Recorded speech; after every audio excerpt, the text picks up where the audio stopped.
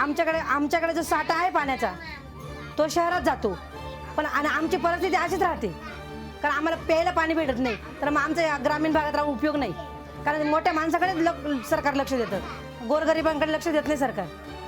आमची अशी परिस्थिती राहिली, आम्ही काय सुधारणार?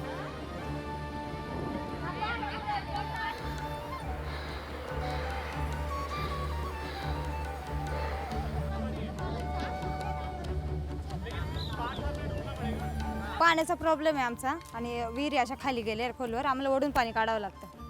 मग त्यामुळे आमचा वेळ वाया जातो, काय काम नाही करता येत दुसरं.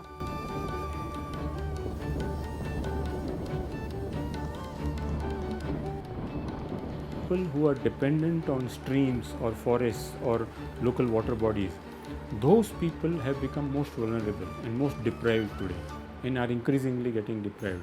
Because what's happening is increasingly the government is creating more and more this centralized mega dams, to distribute water to where they want to.